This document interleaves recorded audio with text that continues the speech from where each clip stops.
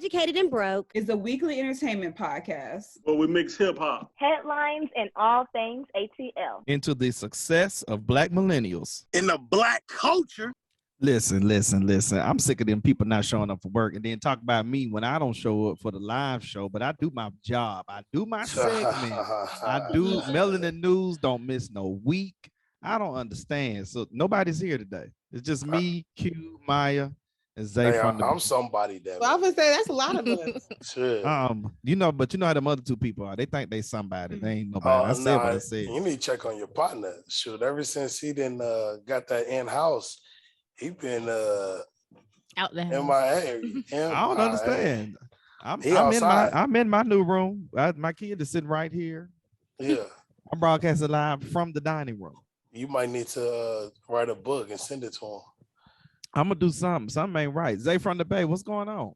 Nothing. I'm just, it's been a long day. That's all I know. It's been a long day. I think it's been a long day for everybody. The weather changed and stuff. You know, everybody getting a little sniffles. So it go from 32 in the morning to 7 in the afternoon. I love it. Amazing. Zay, what you do is you got to keep a jacket and a hat on. You got to keep a jacket and a hat. You can't go out there no tank top on. I take showers in the morning and still leave and go to work or go do stuff but I have to take a shower in the morning at night. So it's just yeah. So you walking right out the door? Right out the door, like pores still open. Pores is wide open. Tripping, but got shit to do. Get up earlier and take that shower. I swear my alarm is set at 5:45, 6:15, 6:25, 6:40, 7:15, 7. All these clock, and I still don't. It's something in the arms of my. Anyway, wow. Well, listen, y'all had with Thanksgiving last week, Friendsgiving. We just called it Black People Eat Day. Happy Harvest, as Maya wishes us and a lot of people.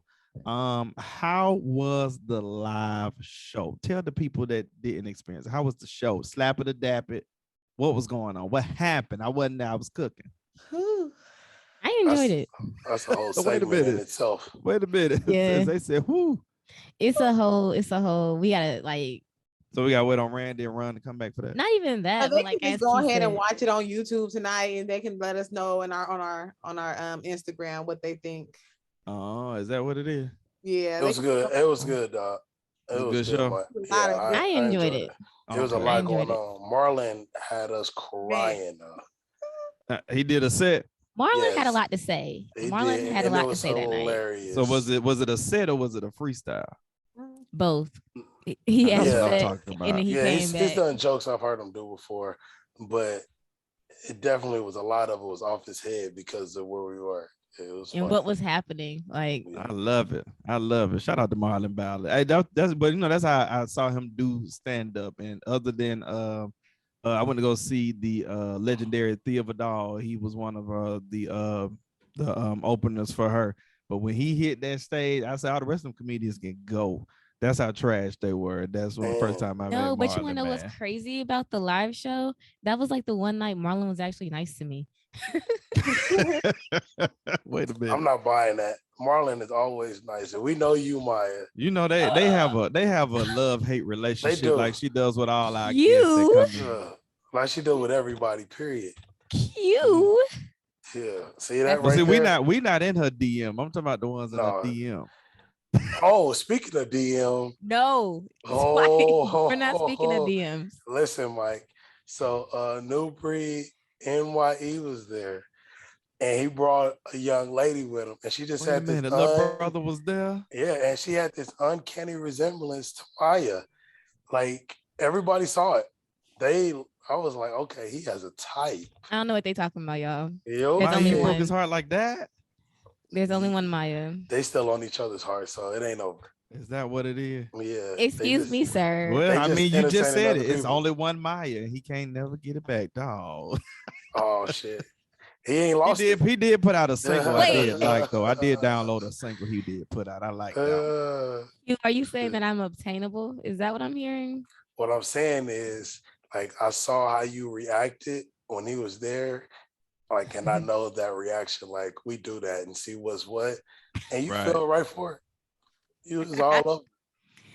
He was all over me. I Okay. didn't do anything. I didn't say you was all over him, but I could tell by your demeanor and your facial expressions. Yeah, you got to be quicker than that. He had you. He had you.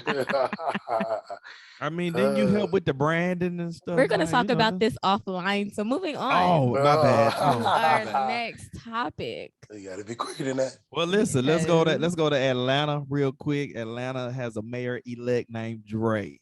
Dre, I'm feeling it. Shout out Hey. to Councilman Andre Dickens. I need to call name yesterday Dre Day in honor of him winning this shit. Might as well. I'm gonna start. You know what? Write that down. Black educated Yeah. and broke. Q said it first. We you know, said Q it first. is from Dre Decatur. Day. That's Dre right. Day. That should I'm be with dope. it. I'm with it, man. I I'm love to excited see- for him. I love to see black mayors, especially in black cities. I think that's very important. Like back home, we've had like black mayors. Like out of all the mayors that I've known us to have, we've only had 2 white mayors that I could think of. Like Okay. we be having black mayors too, which is surprising for the ratio up there. But I just love to see it, man. And I really hope he does something significant to the city. Just piggybacking on the crib, like each mayor is known for something. Like if they won a Super Bowl, they brought a stadium, they brought a team. I hope he Yeah. does something significant for the community to leave his mark. I'm That'd hoping be so too. The difference between him and City Council President Felicia Moore in Atlanta is, in my honest opinion, she's just been a career politician.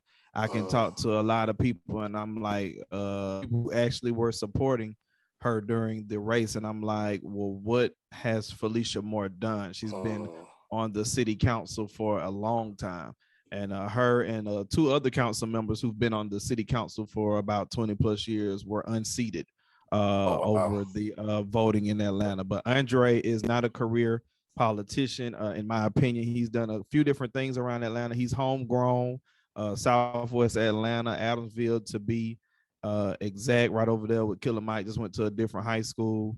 Of course, he went to Georgia Tech as well as Georgia State University for his master's. So I'm hoping for him, man. He's homegrown, and I'm really hoping, what I'm calling it is, he's going to bring a new balance to the city of Atlanta, because city of Atlanta is still changing, but you can't forget the originals that are still here, as well as what people are moving to Atlanta for. I mean, and as well as the metro area, because he got to be able to work with the governor. The city of Atlanta is going through the troubles with the Buckhead area. So which is crazy. He got a lot to do.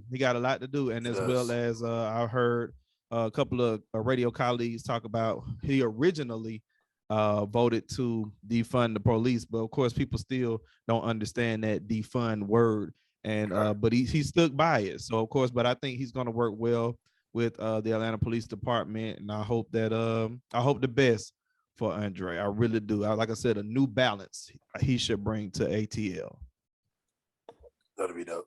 I look forward to That's it. all I got on that. I'm hoping for the best. Y'all put me in the story though. Y'all know we get this email from our super producer Zay. How y'all not want to talk about that?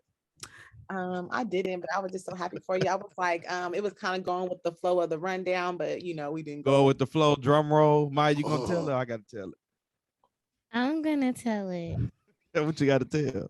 I'm getting a nephew.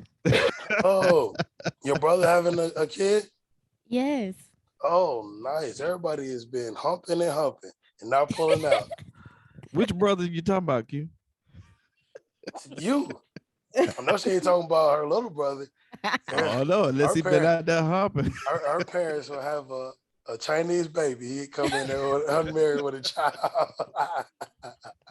I know he don't brother, man. but hey, sure. But yeah, like man. B, I'm happy for you, bro. Little Boozer coming May 2022. Listen, you got a boozy baby. I'm probably the most shocked out of everybody.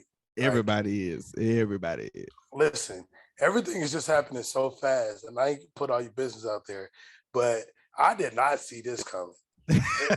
I did not, Mike, at all. Like, not to say, like you ain't doing nothing out there. What I'm saying is, I did not expect you to be like, "Hey, I'm joining the daddy club." Like, it's dope. Welcome. we welcome you with open arms, Black fathers united. I appreciate it. Biological, because I got plenty of kids. I got plenty of kids. Right. Uncle But Mike it's been different. around. But It's yeah, different when that I'm one excited. came out your sack. It's different. Hey. What he said. You're right.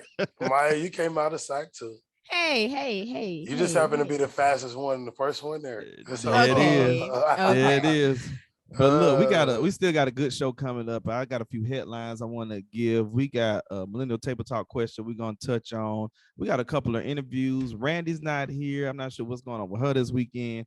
Ron is not here, but he's on lockdown. I ain't think my friend was gonna put him on lockdown like that. But Randy got I don't know. I just saw Randy last night. Randy seemed fine. Like, I hope I didn't get it because we literally was this close talking to each other. Ooh, Oh man. Having a conversation. I think she just got a stomach virus or something. I hope so. Oh. She throwing in the sick card, y'all. I don't feel it though, and I'm fine. I've been fine all day. Well, we'll be right back. Melanin News coming up next on Black Educated and Broke. What up, it's Mike B, and make sure you're listening to Black Educated and Broke. Hey, y'all, and we're back. The voice you hear it's Maya, but I'm going to pass the mic over to the man with the news, the man with the plan, and now the man with the kid, Mr. Mike B. What's going on in the news? Wait a minute. 'Tis the season. Happy holidays to you on Black Educated and Broke. Let's get into some melanin news. 16-year-old Cameron Tucker was given a one-day suspension for handing out fresh haircuts to students at Renaissance High School in Detroit. He is an aspiring barber. Well, the help of Fox 2 News in Detroit, the owner of Detroit's The Social Club Grooming Company, Sebastian Jackson, has offered to support the 16-year-old in his journey to cut hair. Jackson has cut some big names in Detroit, including rapper Big Sean and R&B singer Dwelle. Now, comedian Wanda Sykes, she said this in one of her original comedy specials about Black women being put in charge of the budget, of the budget. This is not the national budget, but President Biden has nominated 2 women of color to lead the office management and budget department. Biden has nominated Shalonda Young to be the director of the White House Office of Management and Budget, and Nani Colorati as deputy director, and they're waiting on Senate approval. The family of Ezra Blount has declined rapper Travis Scott's offer to pay for the 9-year-old's funeral after he succumbed to injuries sustained during the Astroworld festivals in Houston. The family has sued Scott, Live Nation, and others for $1 million.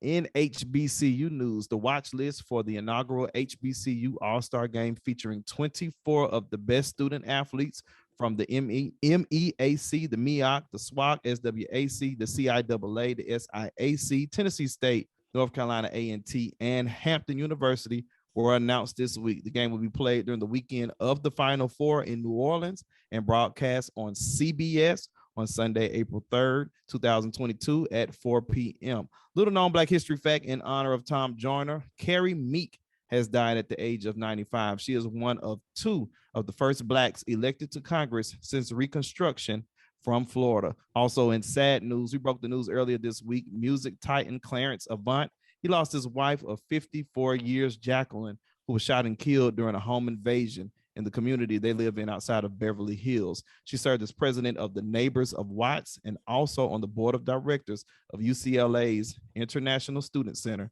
She was 81. For this and more news, follow me on Twitter at MikeB_news. And these are your headlines. Sad news out of LA, man. Mr. Clarence Avant. Definitely the godfather of Black music. Absolutely, definitely. You ever watch this documentary on Netflix? I haven't. Is it good? I gotta watch it. It's fire. I gotta watch it. Like, you'll be blown. Like, what? He did who? Like, it's the shit. Oh yeah, man. Some of his stuff. Of course, one of the things for me that I definitely pride him for is the I can't think of the call letters, but the first Black radio station in Los Angeles. That's his baby. That's his baby. So definitely prayers to him and his family. 54 years. And then that happens to your wife, man. That's some crazy stuff. But listen, Millennial Table Talk. Zay, what's the question? Producer Zay. Do y'all, I'm gonna say you guys, and me and Maya here too. Well, it was been like a little trending topic on social media about young men, kids playing with kitchen sets and the comments were outrageously obnoxious. There were several people saying that no, they shouldn't be able to, that a guy should be working with tools and blase blase, and which they should, and not saying that women shouldn't be doing that as well. So what do you guys feel about our young, and they were trying to over sexualize it too, like acting as if he will be gay if he plays with a kitchen set. It just didn't make sense. Well, So let's take a break and we're gonna come back to that. That's interesting. All right, guys, keep it locked. Stay tuned. We'll be back after this break. Yeah, I got something to say about this. What you doing? What's popping? You ain't doing nothing. Turn on Black, Educated, and Broke right now. Right here, back on Black, Educated, and Broke. What are we? The unholy three? What are we? What Ooh, three hold are on we? now. I'm anointed. Oh, that's right. Maya is anointed. I'm not there yet. I'm still on my walk with God. Shut up, Q. We gotta come up with a name. What's our name? The Trinity. Oh, the Trinity with Zay from the Bay. We got to feature Zay. Zay's here, our producer. Oh, we got Fantastic Four then. Just the Fantastic Four. I like it. The Four Musketeers. My child is here. The Four Musketeers. It's the Three Musketeers. Three Musketeers with Zay. No, so it's the Four Blind Mice. The Four Blind Mice. I can see. Right. Sheesh. All right, we got this millennial Fantastic table. Four. The Fantastic Four. But moving on. Let's move on. Zay, now Zay, you got to break down. So break it down one more time. We did it right after Melanie News. We had millennial table talk question about these little boys and they playing with what? Now, help me understand. Break it down. Okay, so moral of the story is somebody posted a picture of her sons playing with the kitchen set. And it went viral because there were so many people having their opinions about it, saying that, you know, they don't think that boys should play with those things. They can turn out to be gay. That was a comment that I've seen a lot. And it was just like, saying that they should be playing with, you know, tools and, you know, mechanical things, and that mothers are always trying to push these things on these guys when guys are supposed to be the providers and women supposed to know how to cook. And nowadays, that's why women don't cook and blase, blase. So the question is, do you guys feel that young boys shouldn't play with kitchen sets? All right, first, let me say I'm convinced that some of these people don't love, I can't say they don't love themselves, but they don't think for themselves, because this don't make sense. Like, listen at what you're saying, and this adds up to you. If a little boy plays with a kitchen set, then he can turn out gay. And that's why you Negroes can't cook for yourself and y'all eating at McDonald's in the corner store every day. Like, that is a pretend thing. Like, that gives you the idea of learning to cook and cook. Nobody said he prancing around flipping pancakes and playing in flour. Like, it's just weird, the kind of stuff that they try to make it seem you'll be gay if you do this. Like, this is absolutely retarded. And these people right here are the ones that some of y'all are friends with. That's what's even more strange. Listen, if my son is playing with a kitchen set, okay, he probably trying to cook. Hell, he helped out in the kitchen when it's time to cook. He want to mix up the pancake mix. He want to pour the water. When it's time for noodles, you want to break them. He like, come on. Now my son gay because he helps make his own food. Y'all stupid. Shut up. Yeah. How old were these kids, Zay, in the picture? They were like really young. They were like 3, 5. Like they were kind of small looking. So around like 3, 5, 6. And see, that age of 3, 4, and 5, depending on the late birthday, that's pre-K and preschool. So if your child goes to a daycare or in a pre-K program, especially here in the state of Georgia, that's part of your setup. Is kitchen stuff in there. They need to know what that kind of stuff is, because one, they're learning to eat off plates. If you one of the people that don't teach a child to eat off a plate, they're learning what types of food they have. They know what to see. It's the color, it's the texture, all kind of stuff.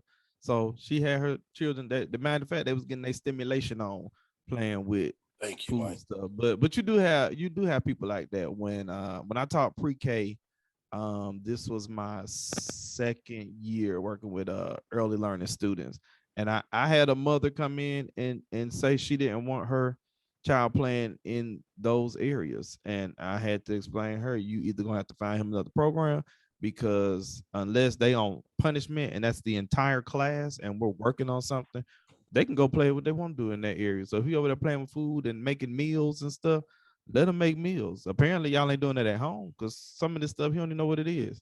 Right. If you can't tell me that this certain fruit is yellow or orange, which is we're talking about an orange or a banana, that's the problem for a 3 and a 4-year-old.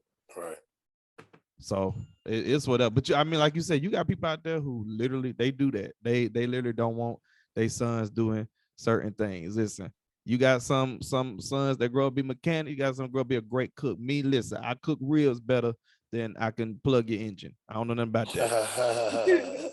I can flush a radiator, but I can't take that bad boy out. But you know what? I can fry the hell out of a turkey. So you're gonna eat good and have a good lunch while you're waiting on your new radiator to get put in. That ain't what I do. Thank you, Mike. I wish my child, when I start having kids, I wish my child would be cooking, because that will take some of the stress off of me. Go ahead and cook yourself something to eat, baby. Go ahead. Because I'm gonna go lay down. Let me know when it's ready, okay? Because I had a what was those things? Them baking ovens that the little girls Easy always bake wanted. oven. I had one of those. Bake, yeah. You think I touch your oven to this day? No. No. No. I can tell Maya don't cook And shit. it's not because I don't like cooking. I just don't like cooking for other people. I'm very selfish with the way I have my taste buds. So yeah, it'll change. It will when I get to that level in life. I'm not there yet. Therefore, I'm not touching nobody's stove. I'd rather be cooked for. And I love a man that can cook. So I don't think those stereotypes for children actually work.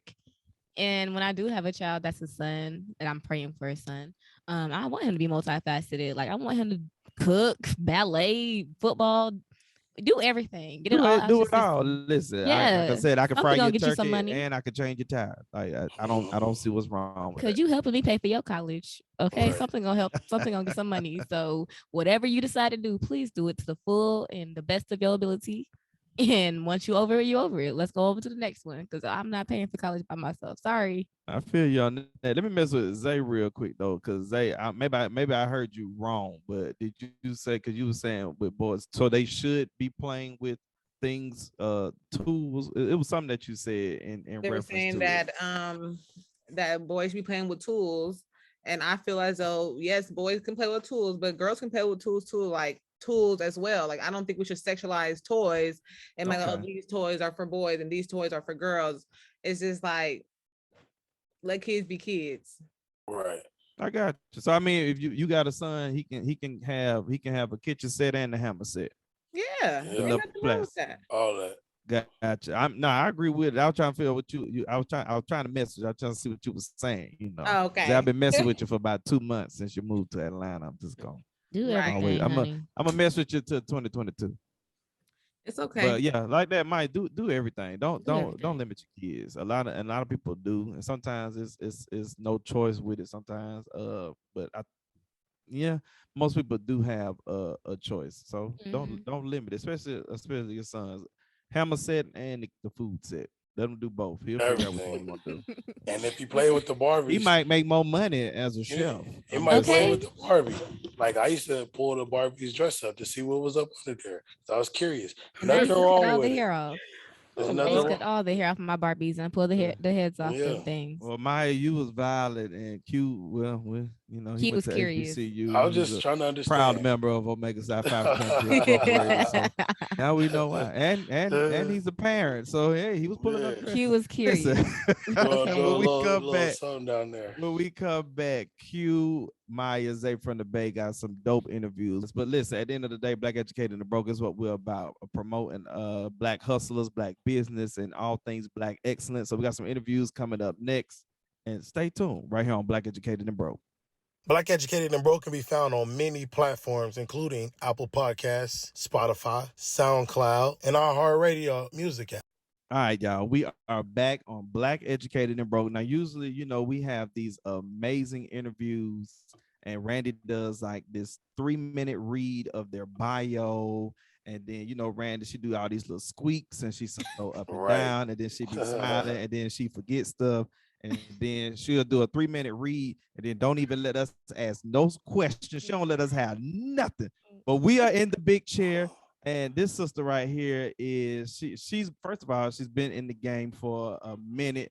Of course, she's gonna have the thing when she first came on. We was off air. I was like, listen, y'all, that's the lady for Black Light, that's the lady for Black Light. But listen, I'm gonna let you answer the question so that can give people the introduction. But ladies and gentlemen, from Black Lightning, from Raising Dion, Miss Tracey Bonner, welcome to Black Educated and Broke. How you doing, sister? What's up, everybody? I'm great. How you doing? Listen, we are good. I introduced to the team and stuff. They read it because listen, like I said, Randy do the extra stuff, but we ready to get into it because first thing I want to get into is your background. Thank you, what Mike. Part of Tennessee you know you from? Where I was going. What part of Tennessee you from? What area? What's that? Well, first of all, I must say that I was born at DeKalb County General. Oh, I'm from okay. Atlanta. Oh, I'm from Atlanta. My parents, my mom was a vice principal at Avondale High School. That's what's and up. My dad was over at Columbia. He got to start coaching football at Columbia in Southwest DeKalb. Okay. Then when he retired from college football, he came back to Cedar Grove where he retired. Nice. So when he retired from Cedar Grove?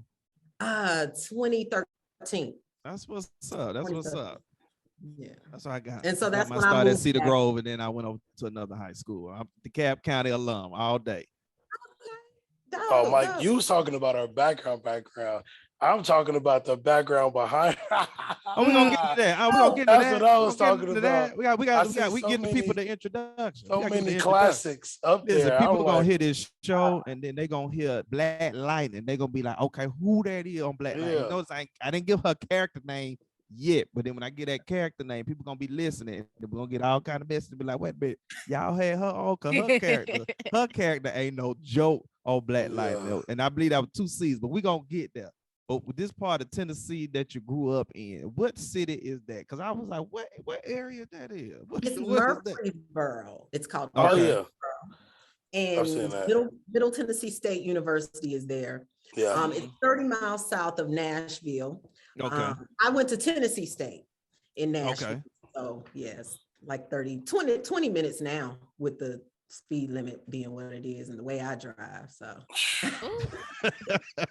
and how you drive? Don't tell the truth. Right. You a speed demon? I don't have a lead foot at all. Oh, of course not. Because what are those? It's crazy. Chicago kind of raised me. It taught me how to drive. I lived there for 12 years. So nice. Chicago taught me how to really navigate the streets. You better. Because listen, these streets are wicked. Cute know about Chicago. I don't know nothing about Chicago. Chicago is wicked. I love it though. They can't drive up there either. No, they can't. However, it's not as many moving. It's not as many wrecks out there like Atlanta. I'm like, I don't understand. Nobody can drive in Atlanta, but everybody comes to Atlanta. So nobody with you like got producers don't know how to drive. From the Bay. Right. Was like Zay. If you don't know how to already drive, she got into an accident as soon as she got here. I don't know how to drive. It's y'all. She even admitted that y'all know how to drive, but it's okay. We ain't gonna get about her. But we all know y'all can't drive. But continue. Did you die though? Did you die? I thought I did. Oh my gosh. This is what we do. This is what we do. This is a family show. It's a family show. I love it. No, Atlanta people can't drive. And No, time out. It's not Atlanta people. Thank you. It's not Atlanta people. It's the people that come to Atlanta. I swear, it be Atlanta people like all the time. Only Atlanta people they drive on 20. That's only Atlanta people. Don't know outsiders live out there, like Candler Road where my brother lives. Yeah, no. Thank you. Oh my gosh. You're welcome. I got your back, sister. I'm not taking that. I'm not accepting that, but we're gonna move on. But I'm not accepting that. I will fight that. Well, let's talk about the acting, because now you talk about your parents being educators, which means I know they were on you. You got a stickler. I know they had to be sticklers for education. Yeah. You said you went to Tennessee State sports. Yes. So I went to TSU on a softball scholarship. So I got qualified. I was an All-American center fielder. I said she was an All-American. I was gonna coach softball. That was going to be I was going to teach and coach softball. So of course I got a BS in theater, but I double majored in education because my mom at the time was the dean of education at MTSU, Middle Tennessee State. And she was like, you want to be a what? And she started kind of laughing like, no, you're going to get this teaching certificate. So that's how I ended up in education, my parents. So it gotta be you, the dad and mama. Listen, you don't have no other choice. But you had Tennessee State though. But even before Tennessee State, the acting. So was that in school plays? Listen, everybody know at church you got to do 2 plays out the year. You got to do Easter and you got to do Christmas. No, I was kind of shy in terms of getting in front of people. I didn't want to mess up. Rejection is probably still is a huge thing for me. So growing up, I think I was in the 6th grade play. And then I did some play. My high school mentor, Hattie Sue Tipton, she introduced me to a playwright, Valerie D. Steele, and when I was 15. And so I traveled with her, but acting was unattainable in a small town like Murfreesboro. Like, it's a dream. You see people on TV and that's it. So no, I didn't grow up thinking I was going to be. If anything, I thought I was going to be like Monica Kaufman. Okay. I don't know her. I don't know. That's her maiden name. I don't know her married name. But growing up as a kid, I would watch Monica Kaufman do the news. So I'd go get the newspaper and highlight, the stories that I wanted to do. And when she came on, I would do the news with her. So if anything, I thought I was going to be a newscaster. So. Okay, that's our auntie. That's our Auntie Mo. Auntie Mo. Awesome. Yeah, she was an inspiration for me growing up. So how did you make that go switch? ahead, Mike. I'm sorry. My bad. I was going to the switch. I was like, well, how did you make that switch? Mine was right there. Yeah, it's a crazy story. So my senior year, I tore my ACL. I toured my 11th game into the season. So I played 1 game over the amount of games I could get redshirted, right? So that was my career. That was it. And one of my theater instructors, Kimberly Lamarck, I love her. I have to reference her. She was like, why don't you audition for grad school? And I was like, audition for grad school? What does that look like? And she was like, just do 2 monologues, do a Shakespeare monologue, and I'll pick out another contemporary monologue for you to do. And you just go out to these theaters, not theaters, but to the theater conservatories, and you audition for them. And I was like, okay, whatever. I'm not going to get in. This is what I'm thinking. I got waitlisted at NYU, waitlisted at DePaul, and I got a full ride to Roosevelt in Chicago. So I was like, I'm going to Roosevelt. And then the wait list that came in first was DePaul, the theater school at DePaul University. And my mentor said, that's the school you want to go to. And so that's how I ended up going to an acting conservatory. I was like, fresh off the turnip truck, I knew nothing, like everything, the bright lights, the big city, that was just a culture shock for me. But that's how I ended up in Chicago, and I stayed there for, like I said, 12 years. So what was like, I'm sorry. Oh, go ahead. I was going to say, what was like the moment that you knew, like, this is what I want to do? Like, what was that eye-opening moment for you? Because like you said, this wasn't something that you initially thought you were going to do. It wasn't something that you were initially interested in. You were just told to take a shot on it, and you did, and it turned out to be this amazing career, obviously. So what was that moment that opened your eyes, like, this is what I want to do? I'm going to pursue this heavier and make this into my life. Well, moving to Chicago and attending DePaul, it's like 250 theater companies out there. And you can see theater anywhere from a storefront to like the Goodman Theater, which seats about 800 people, right?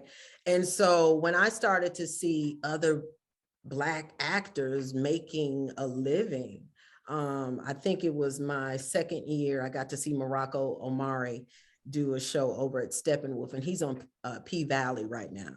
And I got to see him perform, and I was like, I want to do that. I want to make people feel the way he is making me feel right now. And so that's moving to Chicago and just being around it and seeing people do it for a living. That's how I was like, oh, it's not easy, but it's easier than I thought. I thought it was unattainable for me. So, yeah. So far you've been so what year when you got to Chicago? 2002. Yeah. So what was like the first major thing you spent that much time? What was the first major thing coming out of Chicago for you? Well, I did regional theater. I was a theater actor, TV and film. I was yes, what they say, yes, darling. Yeah. I was one of those actors. He's like the peasants. And so I primarily I worked in Indianapolis at Indiana Rep, Madison Rep in Wisconsin. I did Broadway. I actually went out and was doing theater, and it wasn't until I moved here in 2013 that I realized, oh, you're not in Kansas anymore. They only got 2 theaters that you can actually make a livable wage, and they got cliques. They got their people in those 2 theaters.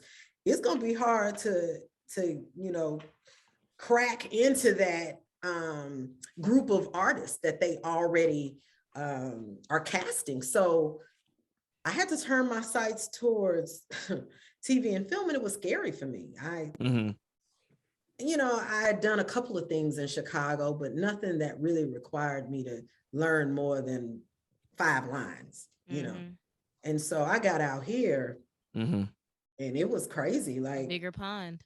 Bigger pond. And also I had to be more self-reliant. In Chicago, my agents did everything. They taped my auditions if I needed. They did my submissions. They fostered relationships with the casting directors. Not saying that they don't do that here, but here I had to learn how to self-tape. I had to learn how to edit. I had to really tap into my networking skills in terms of engaging the casting directors and directors in this community. Like I had to do a lot of that. Whereas in Chicago, our agencies would host these parties and invite everybody. And so you got it was like a real family out there. Out here, it's like LA.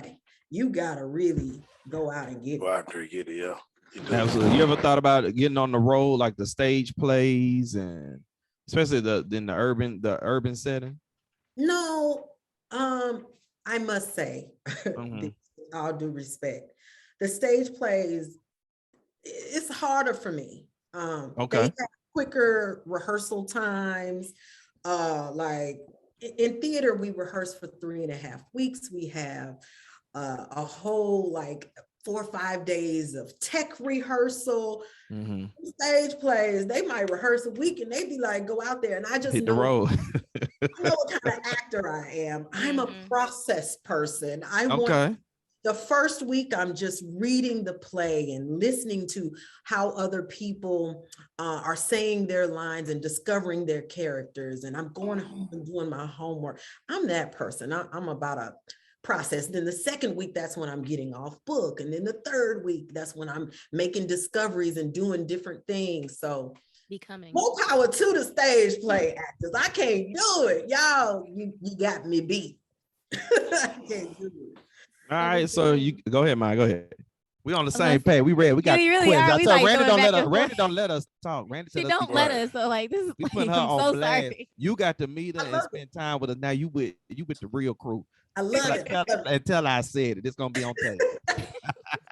I was just gonna ask, could you have your experience with the television and movies and theater? Like, which avenue was your favorite avenue when it comes down to it? Like, which one gave you the most memorable experiences?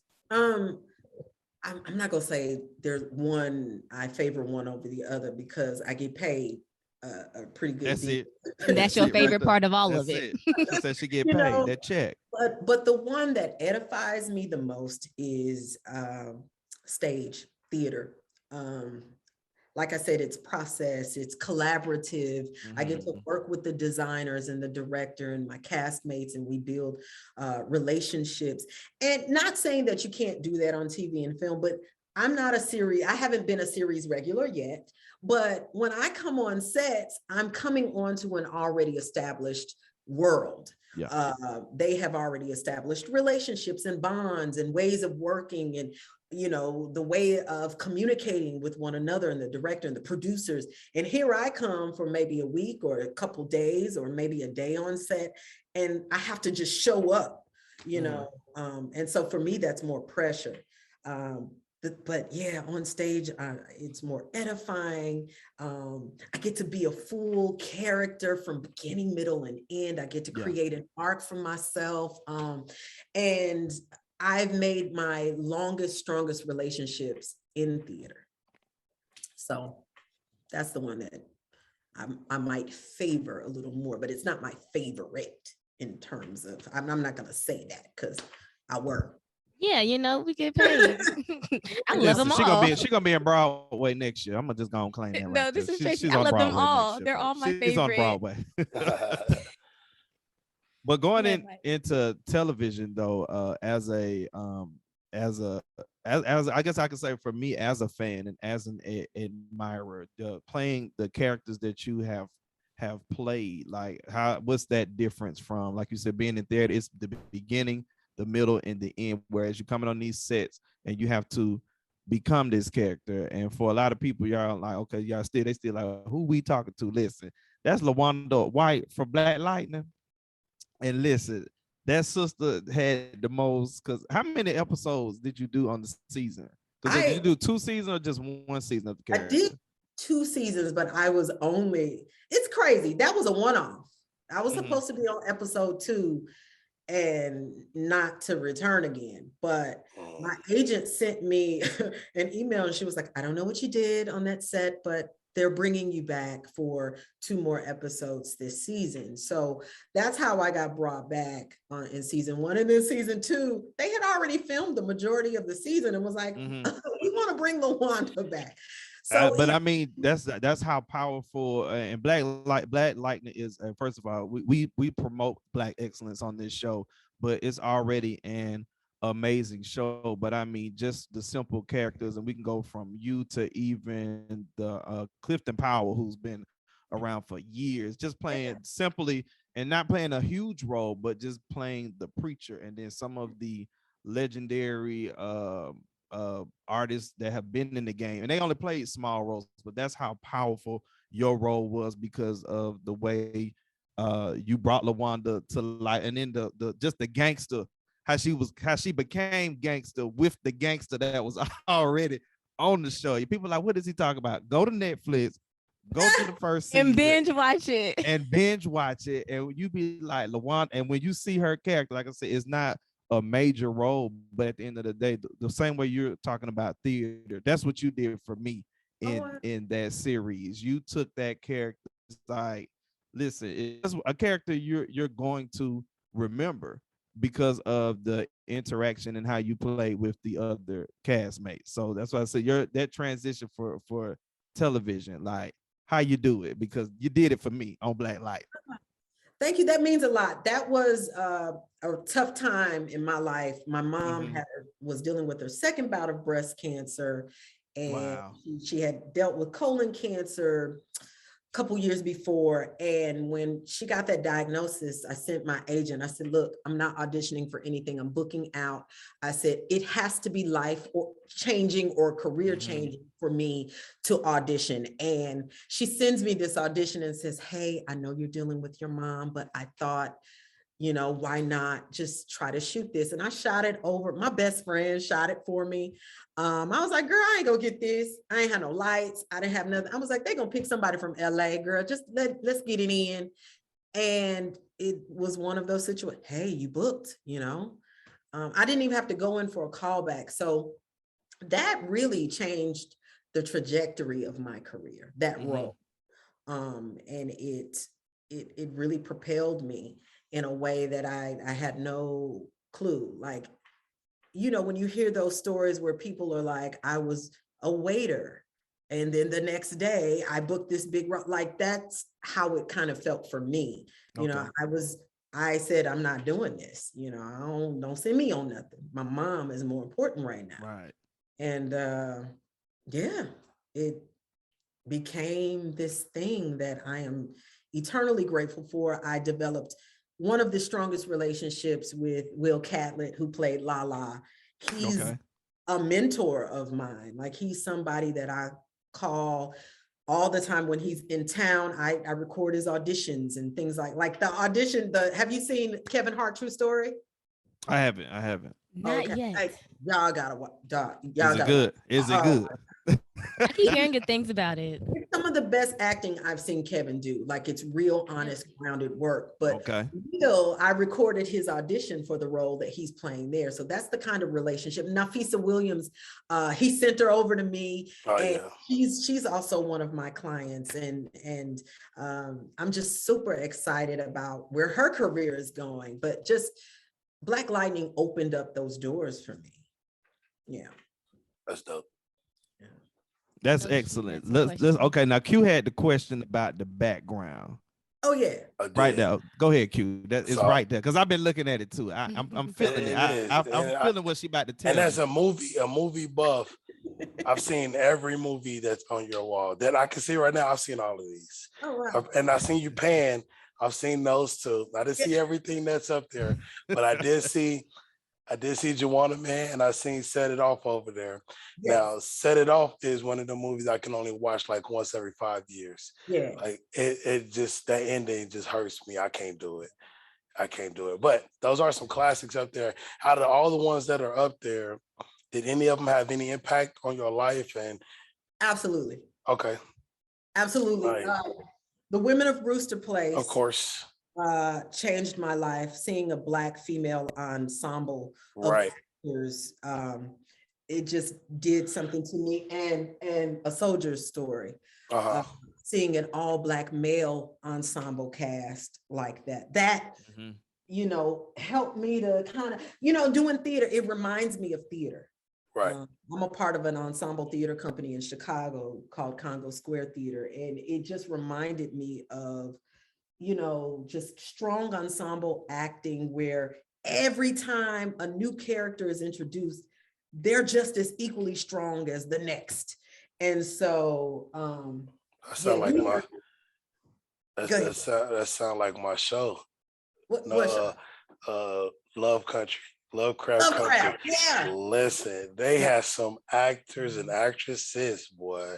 Yeah. It's a lot of shows. Like Them is another show that I happen to watch. I'm not a big TV watcher, so one night I said, let me scare myself, and I scared myself through all 8 of the episodes because the ensemble acting was that good. So anytime I can find a film, I mean, Eve's Bayou, strong ensemble cast, all the way through, strong ensemble cast. Like it's a lot of Dead Presidents. I don't have it on the wall, but Dead Presidents is a classic film of mine where I felt like the ensemble just was really strong. I mean, on that, you know, right. There's some classic people on there, man. Some legends in that movie alone before they was even huge. Like you think about Chris Tucker in that role. We think Chris Tucker, first thing we think Smokey.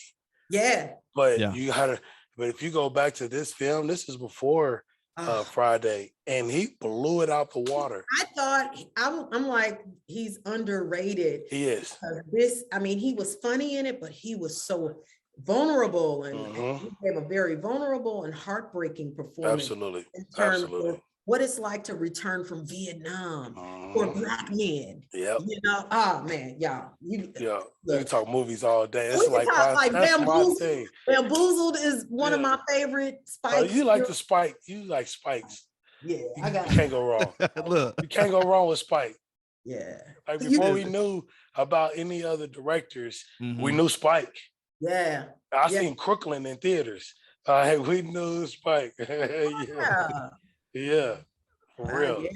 Listen, and y'all know we'll talk movies all night. Y'all know we can't be here all night. But listen, we got a couple things we want to do, Richard, real quick. First of all, talk about the nonprofit that you have.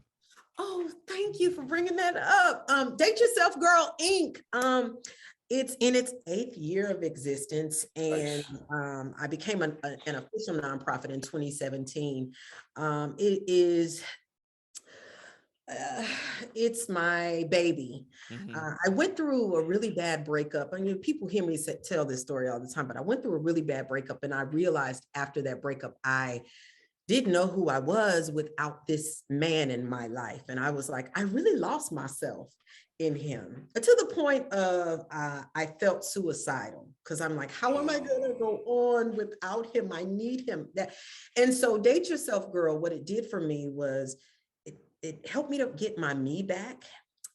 It helped me to empower myself. And as I was doing it, I found that I was empowering other women, and not just single women, like women who were in relationships that were like, oh my God, I've lost myself in my husband, or I've lost myself in my job and my kids. And, I don't know who I am. And just reading some of your articles helped. So I started giving back. I started doing philanthropy, and that was the thing that really helped to heal me. Okay. And so the thing that I'm most proud of is my annual diaper drive. It's going in its 8th year. And for the 3rd year in a row, I've partnered with the Atlanta Mission, my sister's house, and now their new restoration house. And I give diapers, pull-ups, and wipes to mothers. But this year we're giving car seats and we're doing strollers for those mothers. I just recently did a tour of their new facility, and it brought me to like alligator tears. I was crying profusely because these women have a safe haven, in this place. And it just felt really good to partner with them and to provide some kind of assistance. It's not a lot, but it's something. And I'm just honored that Date Yourself Girl could be a part of it. So. That's And a it's cool not, title. I'm not bashing men. I'm not telling men, women. I didn't feel that. I didn't feel that. No, love it. A lot of men I love it. that, though. Go ahead. I love it. Sometimes the men can be a little fragile when things like this come about, but I didn't take it as that at all. Not at all. You did something that was good for you and your mental health. And on top of that, you're helping the community. Empowerment, all right, especially what are for we Black doing women, for our sisters. Absolutely. I'm a huge believer in that. I know much as power men, in we me. need it, but when we support each other, it's just an amazing thing. Absolutely. Yeah. So that's Date Yourself Girl. If you get an opportunity, go to the website, check it out. It's dateyourselfgirl.com. And just read some of the blogs and see what we're about and donate. I'm doing a diaper drive now until MLK Day. And oh yeah, we could do that. We could absolutely. donate a pack of diapers. We got a flyer. We got a flyer for it. A flyer. The digital flyer. Yes, I can send you some. Absolutely. Yeah, we got to put that out there. We can put that in the post. Details. Yeah, that'll be dope. I'm with that. That's fine. Absolutely. All right, now what's next? What's next? Raising Dion. I heard that in some rumors and stuff. What's next? What's coming up next for you? Oh man, right now Swagger is out on Apple TV. Okay, I'm in about 4 or 5 episodes of that. So please tune into it. It's a great show about basketball. And then Raising Dion is coming out. I can finally talk about it February 1st. It will be airing on Netflix. I'm in 6 episodes of that. I don't know what I'm gonna look like on the show.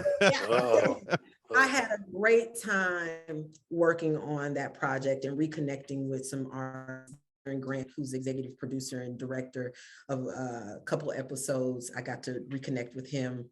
Okay. And then one of my clients plays my daughter, so I cannot wait. It's going to be fun. I had a great time. Met some really dope folks on that. Sweet Magnolia season 2 is coming out. I don't know when, but it is releasing. Everybody's like, when is it coming out? I play a pastor on that show.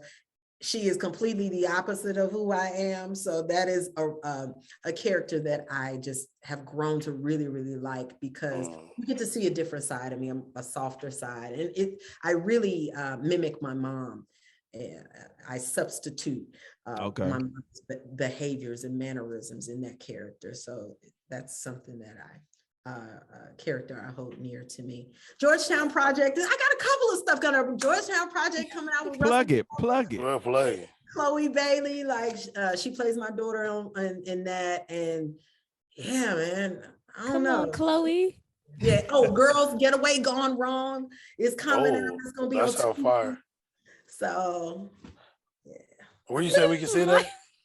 on Tubi. On Tubi. Okay, on Tubi. Okay. Yeah, it's a Tubi streaming network. And I just shot an episode of Chicago PD. Look, I'm just really You're excited. everywhere. She is God has everywhere. God has blessed me. That's amazing. Amen. I've quit acting 50 times. So And you started back 51. It don't matter how many times you quit. It's That's so many it. times you start That back is it. again. Yeah. You know, that's motivation right there. When she tell you no, ask again. That's right. That's it. Well, listen, real quickly, drop something inspirational for the listeners. I think No. you I have this inspired. question. Oh, go ahead. I'm I gonna have let this Maya knock it question. out. For like any aspiring actors, actresses, you talk about your clients and everything that you have going on with your good book taping services and your Master of the Art self-tape, as well as with your workshops and everything that you have going on. Yes, ma'am, I did my research. What is the most inspirational thing that you tell them? I know it's not just one thing, because everything you say as a woman in the field, a Black woman in the field at that, and having the experience that you do, everything that you say and teach and mentor is inspirational and matter of fact. However, what is one thing that you make sure to tell and share with someone who is aspiring? The one thing I share with everybody, and that has remained constant, is you are enough. I think in this industry, people want to put on something they think the industry wants to see, the producers or directors want to see, and they want to see you, the authentic you. And in this industry, you know how people could say they're fake, they're this, they're that. That's because they're putting on something that they think you want to see. So I'm saying bring all of yourself, the complete self, your complete self to this industry, and you'll be able to navigate a little easier that way. It'll be a little less stressful. The more grounded and rooted in who you are, can't go wrong. Yep. And y'all heard it here. Miss There Tracey it Brown. is, ladies and gentlemen. We got to drop the social media. Drop the social Yes. media. Plug it, everything. Everybody follow me on Instagram, and that's it. Okay, I'm not doing Facebook or nothing else, but Instagram, you can find me at Tracey Tracey Bonner Bonner at the Tracey Bonner. I'm about to follow it right now. Me too. And date yourself, girl. That's it, y'all. Ladies and gentlemen, the one and only Razor Dion, February the 1st. So many projects coming out. Miss Tracey Bonner, right here on Black, Educated, and Broke. Yeah. Yes, sir. Perfect. We're back on Black, Educated, and Broke. The stuff we talk about off camera. Listen. Off camera, off air. The recording is off. Y'all. But listen, what a great show we did, man. First of all, I definitely appreciate y'all showing some love. Daddy Mike, Papa Mike, and some of my cousins been calling me. Definitely excited about that. So the baby will be here in May 2022. And your birthday. It's a boy. Just praying for a healthy baby. But a great show as always. Listen, I dropped some melanin news. We had a great conversation. Yes, sir. Miss Tracey Bonner, what a talent she is, as well as inspiration. I'm glad she was able to join us. Y'all got anything else? I don't have anything else. I'm not shouting out them other two. I ain't got nothing to say. Shout out to our producer. I'm not shouting out them other two. I feel like that was a really great interview. I feel like that was the most y'all have ever heard me talk. That's the most I heard exactly. either one of y'all. We didn't get cut off during the interview and stuff. I let y'all do your thing too. I was like, usually I'll do it, but I'm you can cut Randy off. We can't cut off. She cuts our mics off. I've watched Maya develop from when we first started and being afraid to really talking to the mic to damn near running the interview. Like that's growth. Right. It really is. You remember how I was shaking like a stripper with algae? Yeah, you almost twisted your ankle. Y'all did an amazing job, man. I definitely love to see it. I love to see it. Thank you. But, I'm a professional. I am a professional. You are, Mike. You are, Mike. I met somebody last night that knew you. They do traffic for iHeart, and they don't know you, but they knew your name. I said, that's name. What was the name? Her name is matter of fact. I was hooking us up. She followed us on social and on mine. I can tell you right now. We met some good people last night. It was Sherelle Hubbard. Sherelle Hubbard. Yeah. She follows me. We Twitter buddies, and she's an iHeart traffic reporter. Real cool people. It's funny, like a lot of the Atlanta traffic reporters, the black ones. Well, we work for different companies and on different stations, but all of us know each other through social media. If you haven't met before, and we like all cool. I done had one of my cousins he's taking a class from V103's on Stephanie Stallworth. And then he was like, "Hey, do you know her? This, that, and the third?" I said, "Just go up to her and say, hey, I'm Mike Boo's cousin." And that's all she wrote right there. And I haven't met the lady not one time, but she is my buddy. She is really, really good people. Oh, that's good. Well, sure, Mike. Wrap it up. Hey, man. Well, listen, this show, as always, we appreciate y'all for supporting Black Educated and Broke. Always like, share, follow, listen on your favorite podcast providers. Of course, I prefer Spotify, Apple Podcasts, but there's so many different platforms that we're on. Follow us. Social media is all things Black Educated and Broke. And of course, Twitter, you can type in Black Educated and Broke, and those call letters are BEB podcast _ATL. Shout out to our producer, Zay from the Bay. And listen, I'm Mike B. It's Maya. And per usual, it's time to cue the takeover. Hey, man. We in studio next week. We're going back to studio. I like that studio. We got to get back. But hey, y'all have a good weekend. Peace.